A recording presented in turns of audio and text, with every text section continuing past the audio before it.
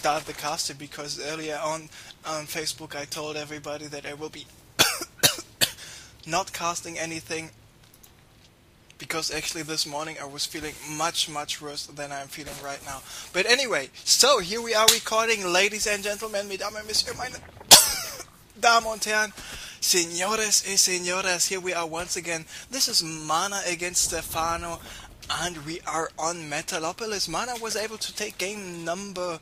Stephano actually was the player, was able to take game number 1 of Mana. Now we have Stephano here spawning as the yellow Zerg at the 12 o'clock, and someone is lagging. Looks like FunK is the one, so I have more time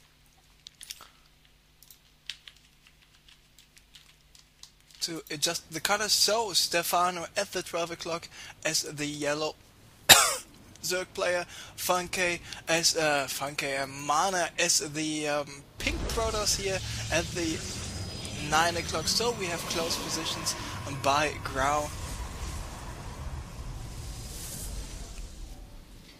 And that's about it.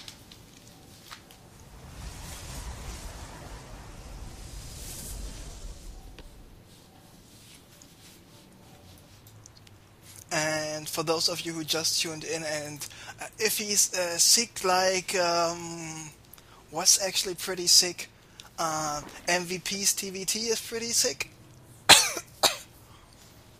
So, okay, if you're wondering why Special Andre is casting even though he's so sick like MVP's TVT, the reason is very simple. I like the Epicup so much. I like these tournament, the admin staff and the organizers, and I heard that they have no replacement for me to cast, do the English casting here. I offered them to cast the finals and the semifinals.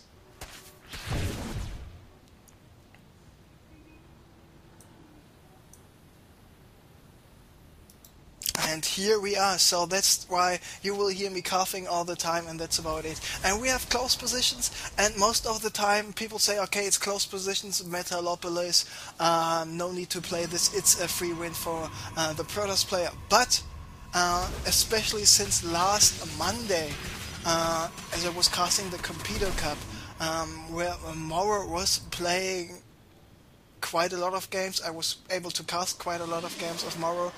And he even won games of very good Protoss players on Metalopolis close positions, so this game is far from over.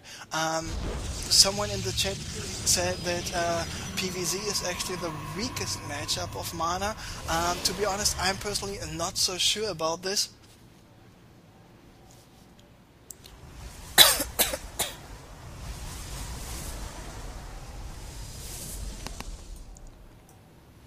But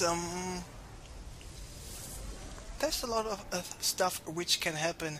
The thing is, Stephano needs to be very good with his timing, with his scouting, just spotting the Nexus, taking the Nexus right away. But he's even depleting the shields. Maybe he will be able to force a cancel, and yes indeed, Mana did cancel it in the last second. He will lose his Zealot there, but he's still got enough sentries with enough energy. Now with his piling being finished, the gates opening, he's going for the forge. He's got 3 gates, so 3 gates means 3 zealots, and now with the 3 zealots he will be he just needs to wait for 200 more minerals, then he can go for the Nexus here at the natural expansion, and as soon as the Nexus is up, he will be able to defend this. Actually, this was 2 zealots and a sentry, so 4 sentries and 2 zealots should be more than enough.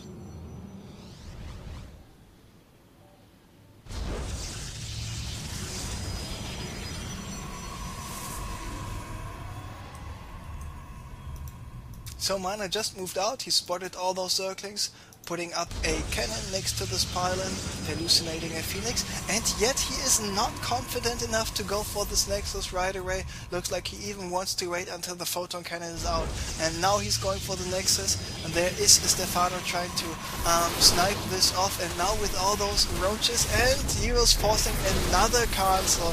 Mana just a little bit too hesitant there, needs to wait much longer, losing even a sentry there. And now this cannon is finished, but Stephano might even be able to do more damage here, taking out this cannon. And with this cannon being taken out, Stephano still on one base. Mana only having 3 gateways. This is looking very good for Stephano here. So looks like, I'm not sure what's up with Mana, but with a little bit of better timing and just focusing a little bit more on gate units, I mean, the time is over. It was like 2 or 3 months ago where you can work really well with cannons, but Zerg players with the speedlings, with the roaches figured out to deal with cannons.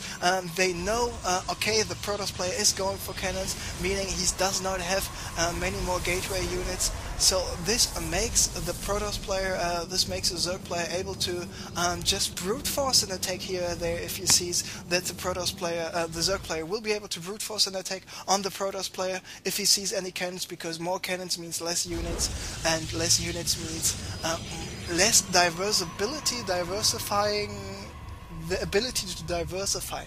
Let's go with this one. So, and with Stephano keeping Mana off one base, he's not expanding a second time. I would have expected him to go for the gold here at the southern location, so the more or less hidden gold expansion. Meanwhile, he's just keeping Mana at home, and the only thing Mana needs to do now is more gateways up, and he's going for 5 gates, so he will stay on one base for sure, and he will try to fight his way to victory. The supply is currently a 15 more for Stephano, the harvest count is a 7 more. 5 more for Stephano, so the longer the game goes, the better it will be for Stephano. So that's about having a free win as a Protoss player, close positions Metalopolis.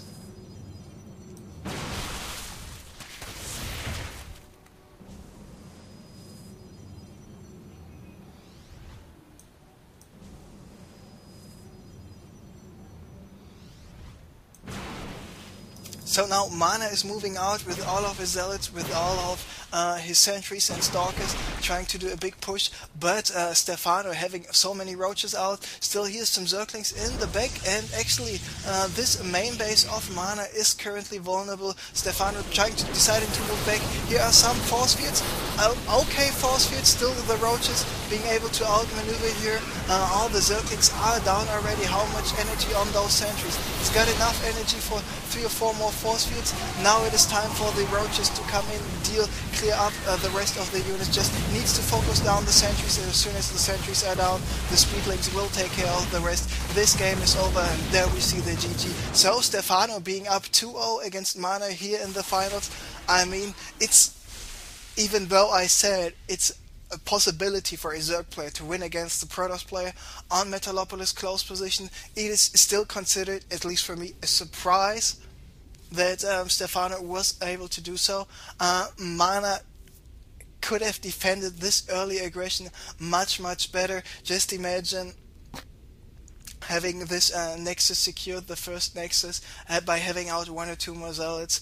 But it was not the case, so Stephano is currently up 2-1, 2-0, so he just needs to win 1 more game. On the other hand, Mana needs to win 3 games in a row to come back, and he decided to play on Shakura's Plateau next.